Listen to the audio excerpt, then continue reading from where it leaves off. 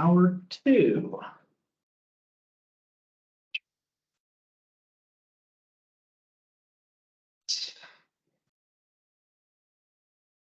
So another awesome tool for us to use here in Procore is going to be the submittals tool. This is one of the more complicated things, honestly, inside of Procore, and that's just because you guys are going to be able to manage workflows for submittals inside of here. They're not automatic for you because every project is going to have different people and every submittal may have a different workflow associated with it. So when we go in, a couple of things at the beginning of the project, what we're saying is standard operating procedure is somebody in pre-con is going to go through and build out the initial submittal register because we don't have time to wait for it to get to the ops team. So they're actually going to go in and they're going to populate. So like, let's just look at Princeton real quick as an example, because I happened to glance at this project the other day to see what Brian had done in there, right? And so let's go into his submittal register.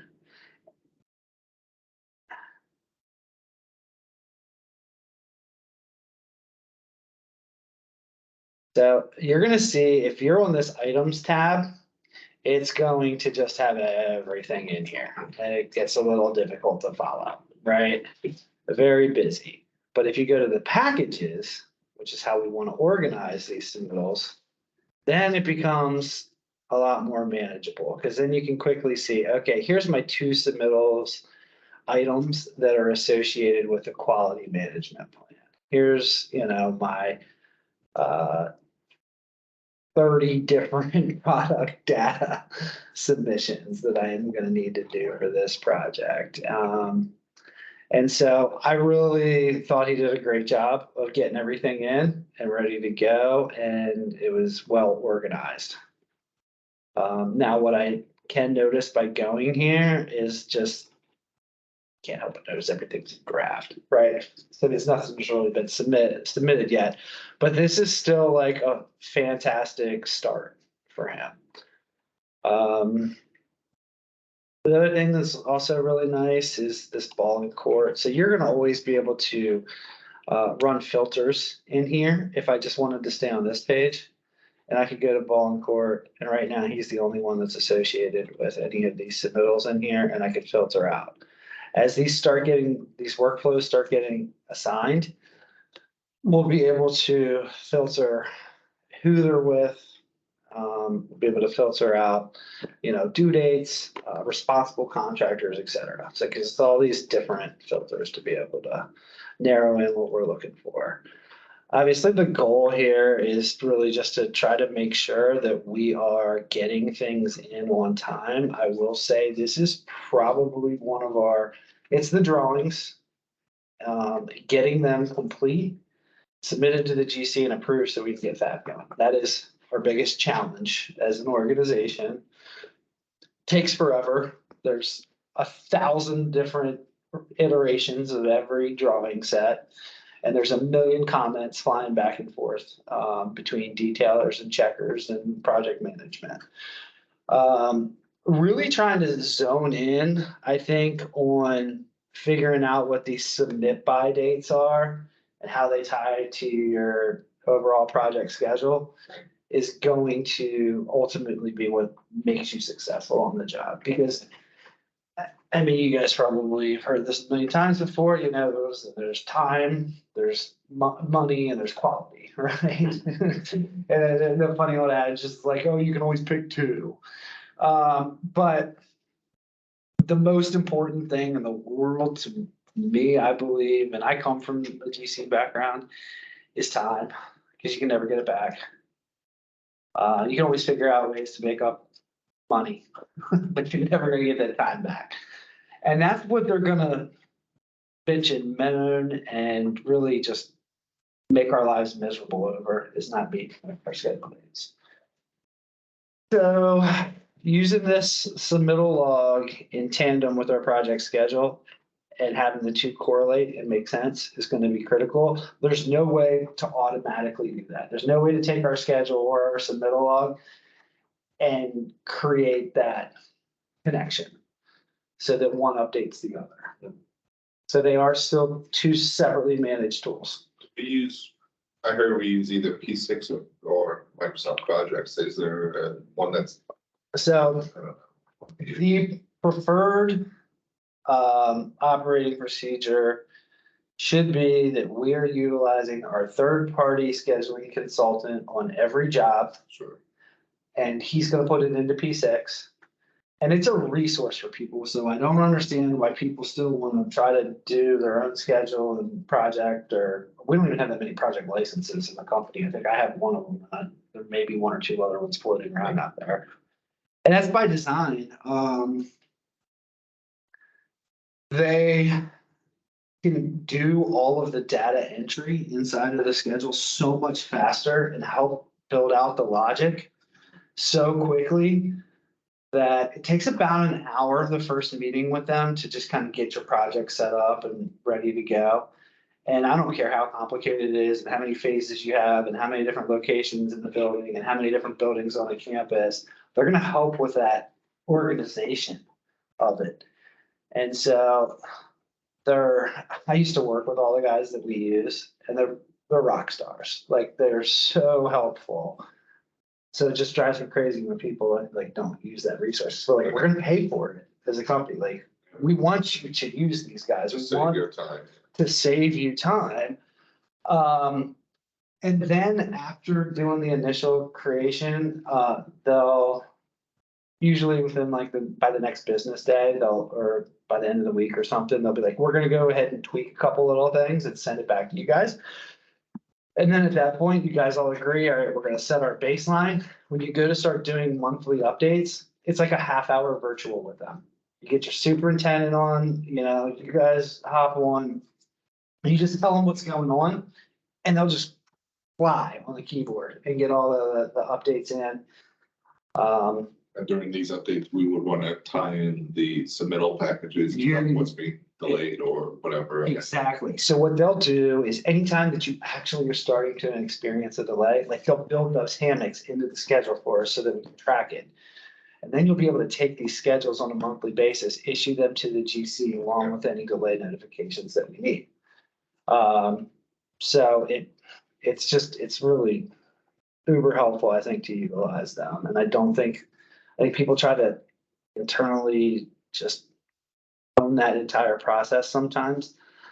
And I don't recommend it. I try to use the consultants that the company is openly paying for, happy, wants you to use. Okay. I get it, some jobs, and I've been pushing Precon to make sure they put money in the budget every single time too. I'm like, there's no excuse to not have a budget line item in for scheduling because we're using it on every job. So that's what I've been telling them. So they're starting to do that now, which is great. Because the excuse before would be there's no money in the budget. I need to manage it myself. I'm like, okay, well, we're gonna take that excuse. Yeah. So now there really isn't. Also for you. It really isn't, right? Okay. So again, this is gonna be one though where you guys are really gonna wanna make sure if you're paying attention to any of the other videos that you have to watch. Submittals is probably the one to do it on, because when you get into the workflows, setting those up. Now, I do want to tell you one thing that we are not trying to track the entire workflow when it comes to a submittal one is the drawings, because there's so much back and forth and so many different hands in the cookie jar that if you were to try to track every step in the workflow, it ends up becoming 100 steps, and that's no fun for anybody to manage. Now, the challenge then becomes is who knows exactly where the ball in court is, all right? So that still kind of remains a mystery to this day, and that kind of falls on, Edward, who's the engineering manager, and the pre-con manager or the PM to figure out, all right, how are we gonna manage the process on this project? Who's all involved? But that's one of the more messy, I guess, processes that we have. Initially, we tried doing it through the submittal workflow, and I was just getting a lot of complaints from everybody just saying, I can't keep track. There's too many changes. So I think Brian, I think he's got a spreadsheet where he's tracking jobs. I think so. And I'm like, I'm not gonna fight you on that one as long as you use Procore for everything else that just. So, Yeah, I know you guys at Microsoft projects that he's doing his schedule off of too, so. Okay, whatever works. yeah, I know, but I mean, Yeah. I would challenge that, say, Yeah. how come we're not using a consultant? And Matt told me, you know, Yeah. we have one and they're really awesome. Okay. They really are. They're not just like scheduling dudes either. Like they understand construction. Right. So that's helpful too. So again, like just like with the RFIs, the submittal tool's one that you are going to want to go in and make sure that you're configuring because you have to pick a submittal manager. And then you also are going to want to make sure that your emails are set up to only going out to who you want them to when you want them to. And I'm not going to promise you that people are still going to look at them when they see Procore emails. There's a lot of people that set up filters in Outlook, and anytime they get a Procore email, it goes straight to spam. So I still recommend, even if that GC isn't going to look at it, let it fly. We can track it. If we were ever caught up, I do it this, they dismissed it, didn't read it. if we were ever caught up in the court case, we'd still have that documentation that said that we had sent it. Now, Is there any way to send a we're still, receipt? no, not necessarily. I mean, it tracks the history that it went to that person, but no read receipts. So we are still exporting those submittals and emailing them through Outlook to send them upstream to the GC. But when it comes to our vendors, demand that they use the system. Right? They've all got to get on board. Eventually, we haven't started yet, but they're going to have to start doing all of their billing to us through Procore. So we're really trying to get them like primed to use the system. And it's not just us. I mean, everybody in construction is going to some sort of solution. So that's the middles. Daily logs. Obviously, those are on the team. Field guys to be filling out. It's just nice for you to be able to go in and just kind of like take a look what they're doing. So I can see nobody's been out at Princeton yet. There's no dailies. Let me find a project where they have been. Let's see what's one that's active. And I will get to do a little audit here while we're looking at it. Ad tech.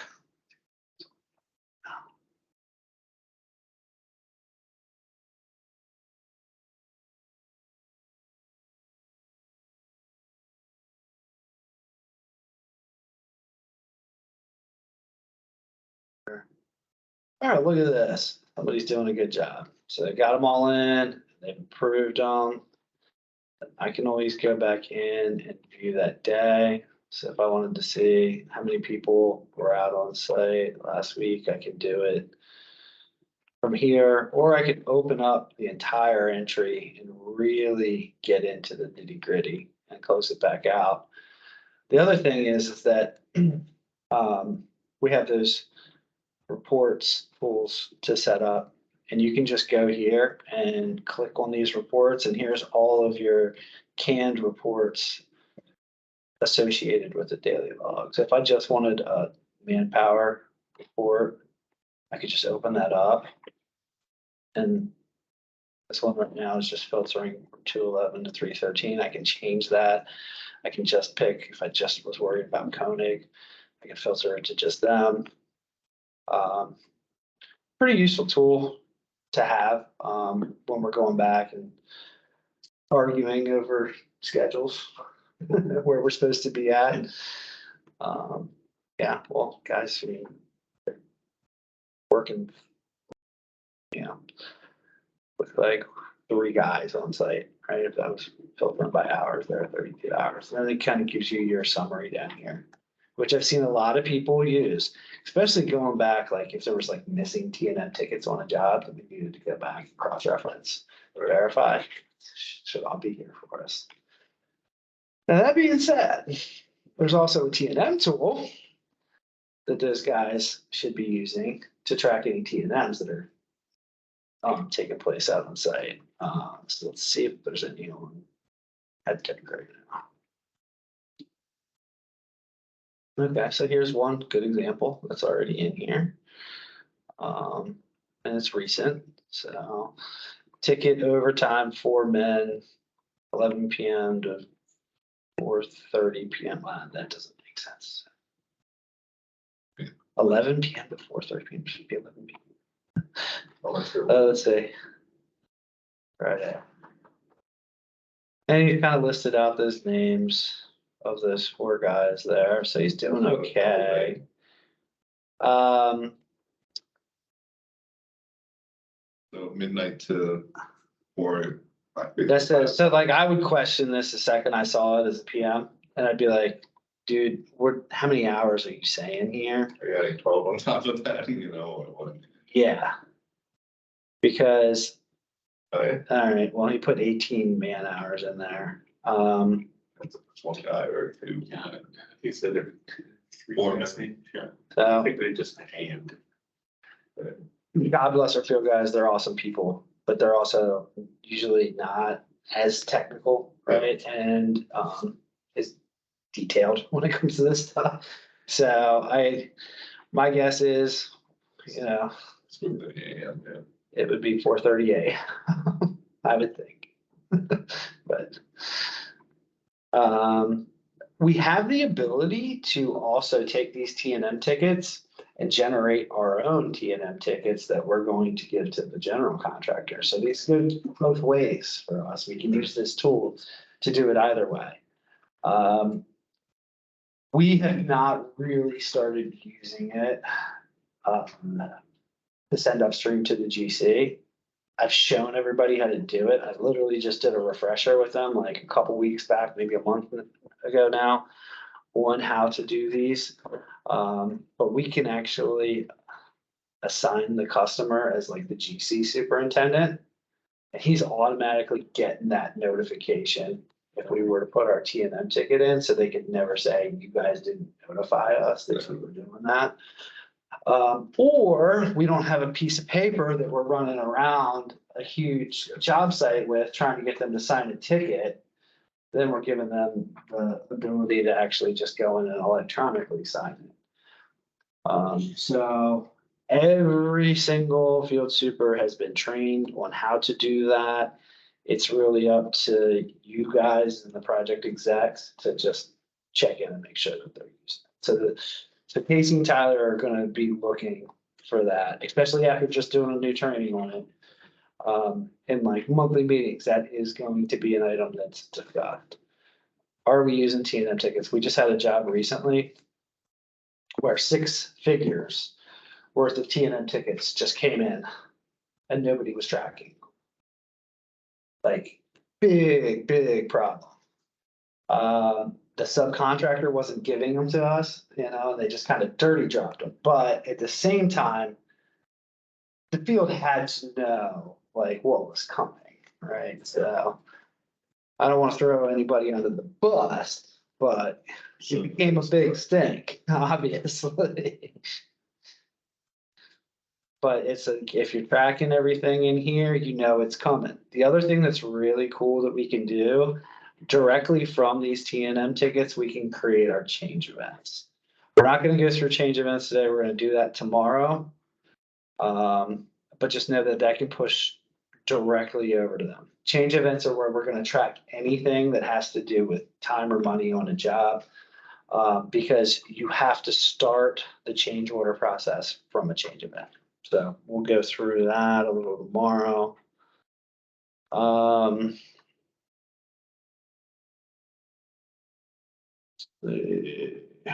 how do we not put that? So forms, there's not a lot of forms in here. Again, this is something where I know our safety manager is going to be looking for these toolbox talks to be done by the field and make sure that those are going to be living in the system. So again, right now we only have 2 forms loaded into the system: an equipment inspection checklist and a toolbox talk sign in. The toolbox talks can sign in. So this is any PDF that you ever have. We can take it and make it a writable field inside of Procore. So like this toolbox talk sign in is an example. It's even more user friendly on the mobile version. So if I had like an iPad right now, or if I was on my phone, doing like signatures, you just do them right there. I mean, it's not as much fun here on the desktop version or the web version, but the mobile app is super sweet. Have you guys downloaded that yet? Okay. It really makes it almost like inexcusable for the field to not do this stuff because it's so easy to use on the devices. It's like their daily logs. I'm like, just start it in the morning as you're walking around, take your photos through that tool, get your manpower reports. Like you can just always be doing. There's just no excuse. Like I'd find time because you're just doing it as you go. So again, I'd love for people to ask for some more forms. Actually, I just recently have some requests. I think the shipping coordinator asked me if I could put a form in here, and the safety manager asked me to put a couple more forms in here that I'm working on. So I just have to take them and go into Bluebeam, basically. Like a editable box. And this field's editable box where we can load them in here. But that's the only thing that takes any time. Photos. I mean, this tool is super sweet. Again, I always encourage everybody to take all photos through the app on your phone. Do not just take them in your camera roll and then transfer them over, because it's a huge waste of time. Do it right inside the tool, you're good to go. You can create new albums as you're going. So let's just do that real quick on the mobile.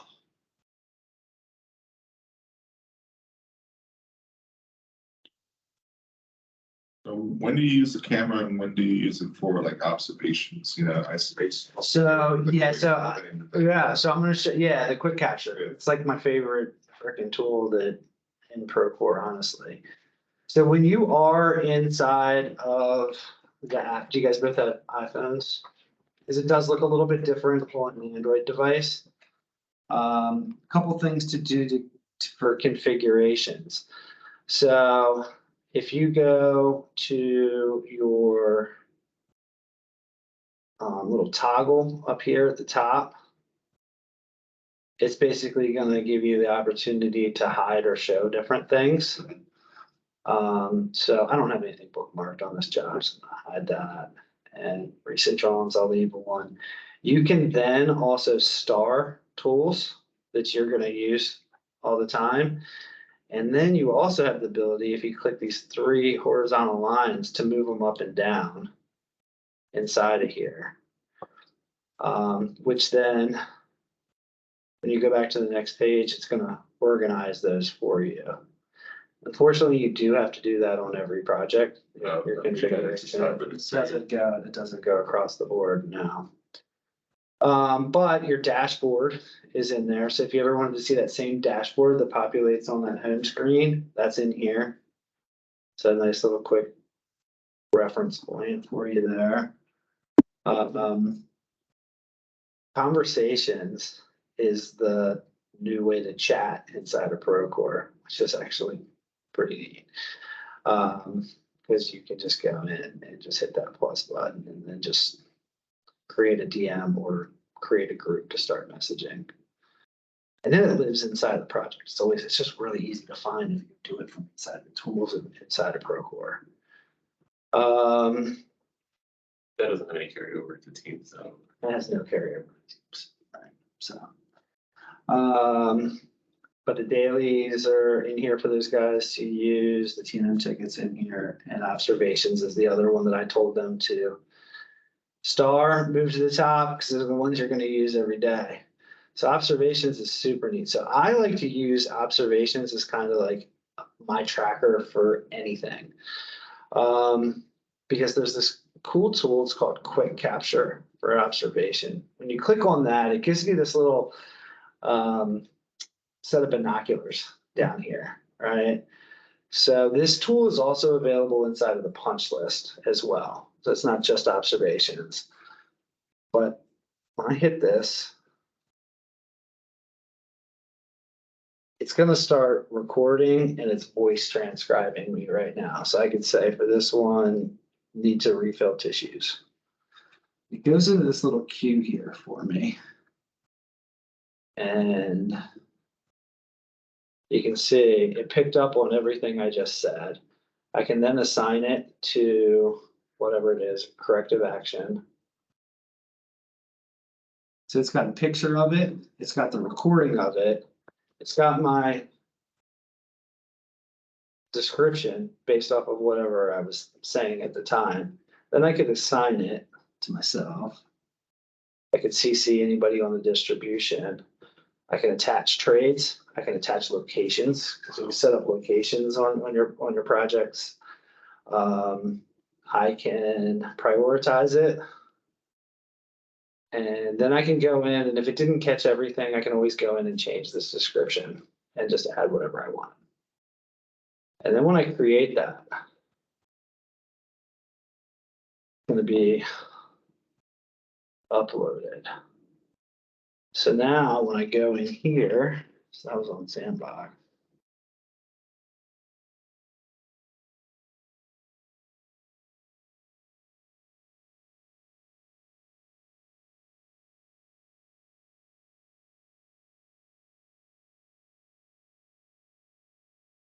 So you can see this one right here is the one that I just did. So I could now send these out. So it's basically gone as a placeholder. So I can still come back in and edit this if I wanted to on my desktop version.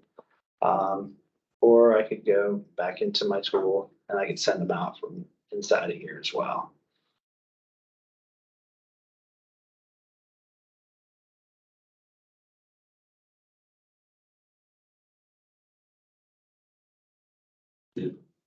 Still recording.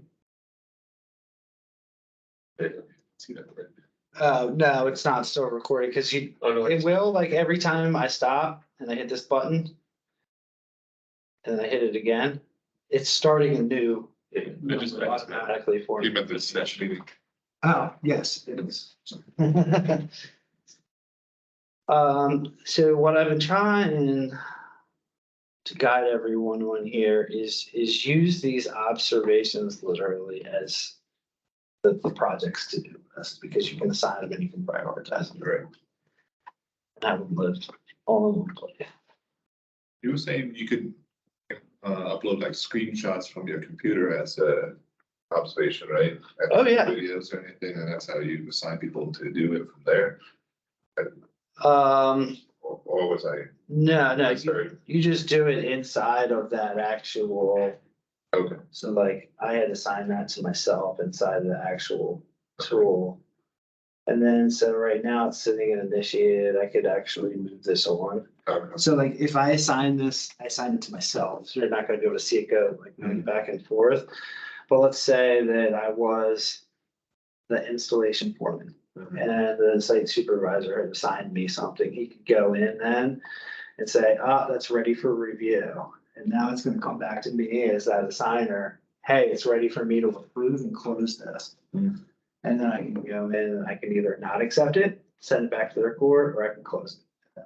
And in Procore, they can eventually send you a similar image back, what it was that needed to get fixed, so you can. You know, What's that again? so whoever was assigned to refill that tissue box can send you a picture back of the filled. Oh, tissue yeah, box. absolutely, 100%. Yep. So, I mean, it could be so powerful. So my favorite tool, I think, in all of Procore, honestly, besides the budget, because I'm a numbers guy, but the punch list has the same exact quick capture feature. So if you're trying to punch out a flight of stairs, I mean, in theory, you could generate your punch list in a matter of literally minutes. And you're just talking into it. Of course, you're going to want to go back and maybe clean it up and make sure that it captured everything that you were trying to do. But it's just so fast and user friendly. And again, it's all the same thing with assignments and due dates, priorities on that punch list, so that your subcontractors are being automatically notified what's in their court. So that part's pretty cool.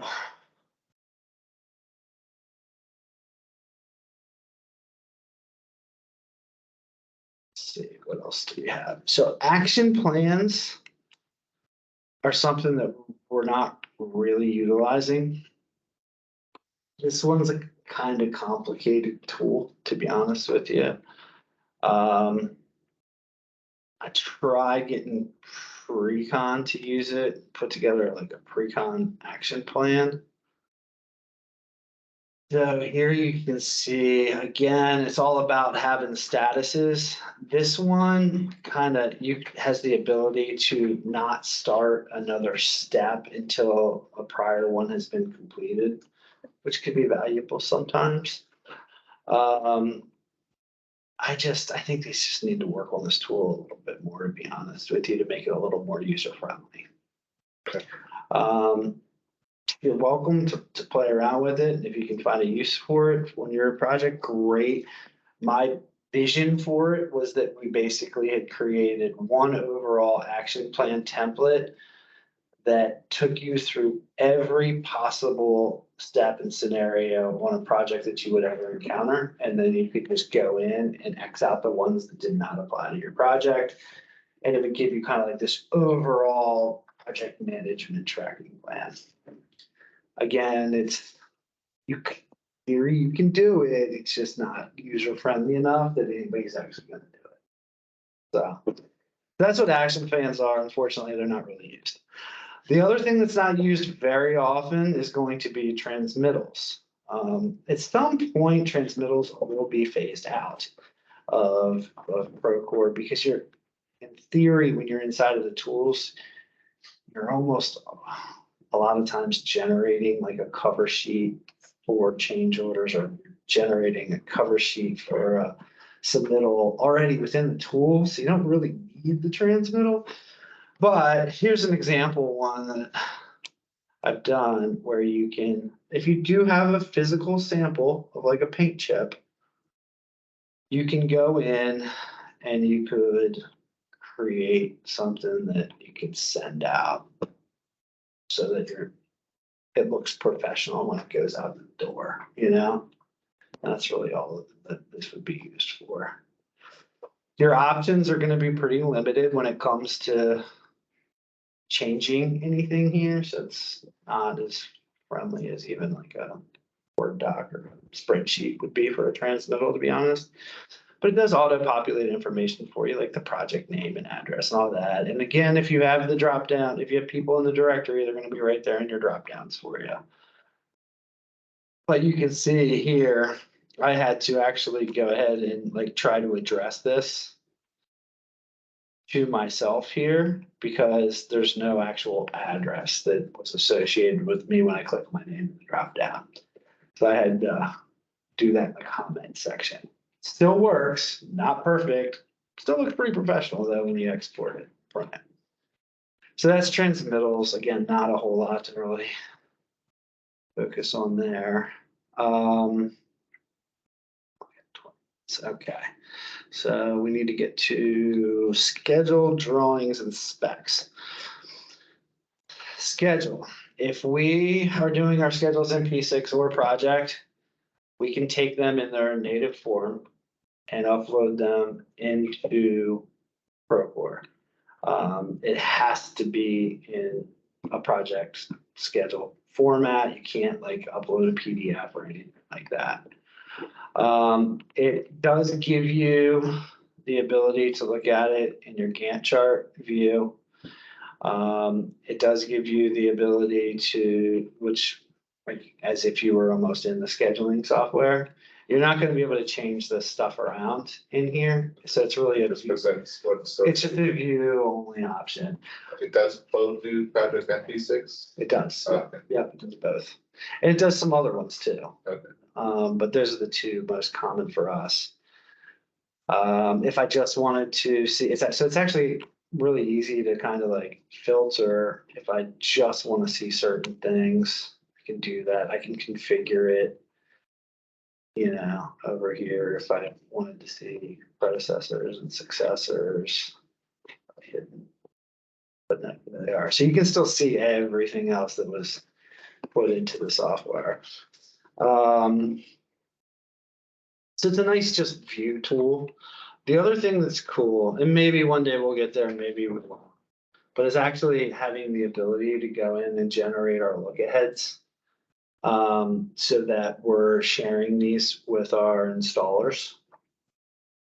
If your schedule's up to date, it's kind of doing this for you. All you got to do is just go in and put what date you want it to start on. So let's just start today. And I want to see out the next 4 weeks. I can create that look ahead. Maybe this schedule was not a good example. Let me go back and look at an older one that I ran. And so then it would just run our look ahead for the next 2 weeks, any activities. That Based off of the P6 schedule. Based off of the P6 schedule.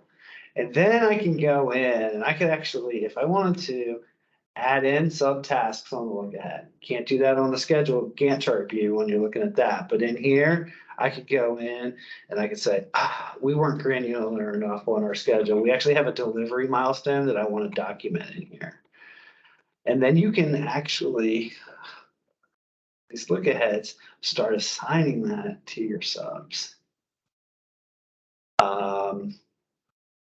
And just myself and put notes in there like, Matt, this delivery must happen.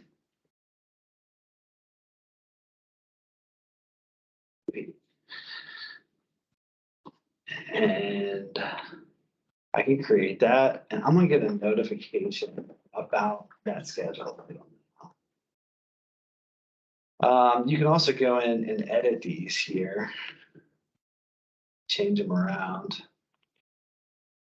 So if the field guys were on it, they can do this. I don't think we'll get them there. But it's pretty cool. You can also just run a list view where you can just filter. If you just wanted to look at milestones, you can do that. Display milestones. And it's just going to display my milestone dates, what my start and finishes, and my percent completes were there. So nothing that you can't do inside of the scheduling software, but we don't have P6 licenses for everybody. Our consultant has the only one that we need because we're not in it ourselves. So this gives us some flexibility with that. All right, drawings and specs.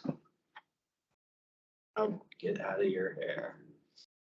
So drawings are going to be predominantly, you're going to set these up by what we call an area. And so you're going to have your set of drawings that we receive from the GC and the design team that are going to be like our CDs, right? So you'll have an area set up for that. Every other set is really kind of set up by scope of work, right? All of our shop drawings and installation drawings. And so inside of the area, that's the top level. Then you get into your sets. So what's cool about tracking sets is if you had 5 different addendums from the GC, you just put all of those in as new sets. When you do that, it automatically slip sheets everything for you into this current set of drawings. So you always have a current set. And then what's super cool is that it will show you which rev you're actually on for that sheet. You can see these little guys have populated over here, and that means, oh, look, that drawing has been marked up. When I open this up and I go in there, see if I can see this markup. Must be a really small markup. Oh, there it is. It's not really small. So what's happened is not only have we gone in and started a draft RFI on this detail, looks like we've also done an observation that we've tagged onto the drawing here. So when it comes to the markup capabilities, I won't say that this is Bluebeam. It's not. But it's not terrible either. It is better on the mobile app than it is on the web version for some reason. I think that just comes from generally, I mean, the field's the one that's kind of scrolling through drawings all day long. Yeah. And you're able to just go ahead and I like starting my RFIs from here because it gives you the ability to create your RFI. And then it's always going to show up on this drawing set. So it's almost, you're like building your as-built as you go. Right? I think that's pretty cool. Oops.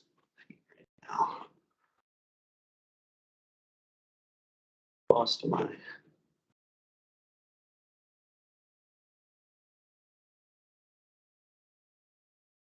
So in those other trainings, it's going to show you how to upload and to do all of these markups. But I wanted to show you something.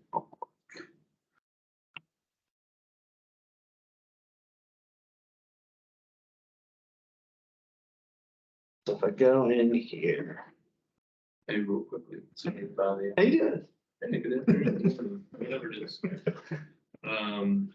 Are you here, how long are you here for? We're gonna wrap up in about 10 minutes. Okay. So I can come see you if we're done.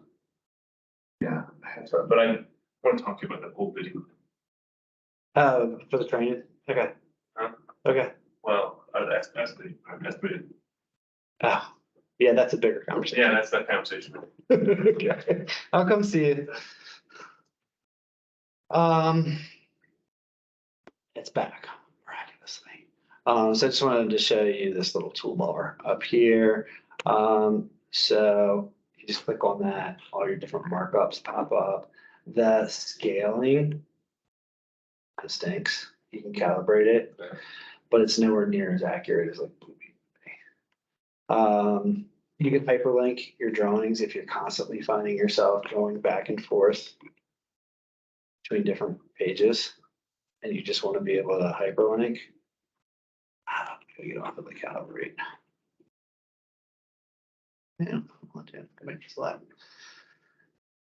And then it'll just take me straight to that page, which is really helpful if you're going back and forth constantly between a detail and a plan view. Some drawings will already come pre-linked, like the architectural drawings will. But if we have like a set of shop drawings or something like that, we're gonna have to go in and create our own links if we need them. And that's really easy because all you do is you go down to this little link here, you grab this guy, you come over, you highlight it, and it's gonna look. I want to go to A E, look at the B, AB 13. And now I've just linked it to publish it and it's there now. Yeah. I mean, you don't want to ever have to do that on a 2000 set sheet drawings, but most of our shop drawings are gonna be somewhere less than 100 pages, right? And then so if I cloud something here, and this is like my RFI, I can go ahead and I can create that new RFI like right from here. Like, is this the floor to floor? Right, not accurate, but. And then I can create it right from the drawing. So it's always tagged there. So that part's pretty cool. Now, the other key thing to know on here is that there's different levels. So like you got your like personal level, and you have your published level that everybody else is going to be able to see. Once you publish something, everybody can see it. If you don't publish it, only you can see it. That's the simplest way to put it. The other thing you can do is you can go in and just turn on if you just want to see your personal or the published layers. And you can hide any of those other different markup types if you don't want to see all of it. 'Cause sometimes drawings can get a little busy with that.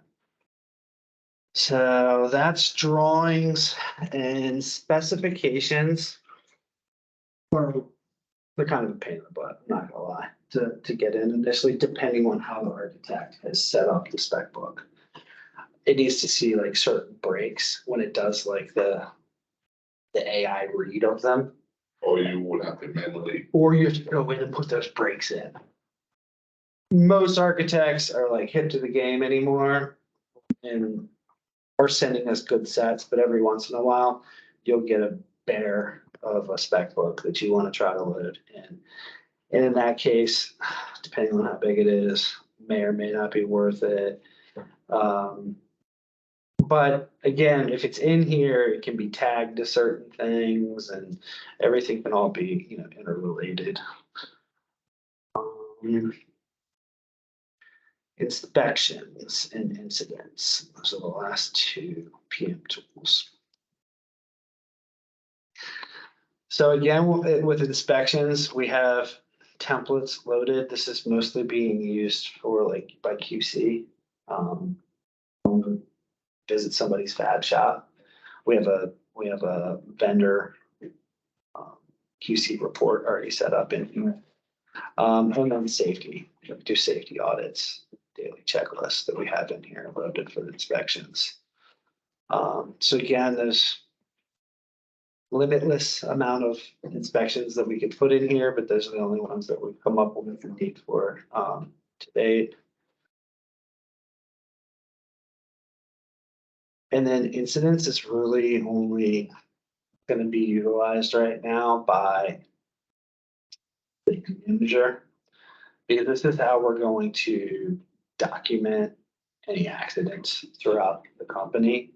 So this tool is actually really powerful if we wanted to. For GCs, it's really useful because they have a lot of times on-site safety guys. So they have a whole platform to be able to like manage all their stuff from. But then you can really get into like, what are you recording? Are you recording near misses? Are you actually tracking whatever it may be, OSHA visits, all kinds of things. So for us, it's there. If we ever have an accident, we'll document it in here. But right now, for you guys, it's not really a needed tool. You're going to see it though. It will be turned on. And that is all of our PM tools. Tomorrow, I think we're set up for 12:30. Memory serves me correct.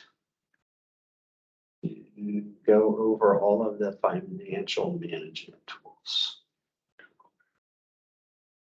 2:30. So that's some fun stuff. I like day two much better. There's just a lot. This is just like the stuff that I don't know. Could be field, could be office. There's a lot of overlap there. Whereas financial management, the overlap just goes to accounting. Field guys aren't really dialed into the first But I'll show you some really cool stuff on that tomorrow. I need to stop this recording.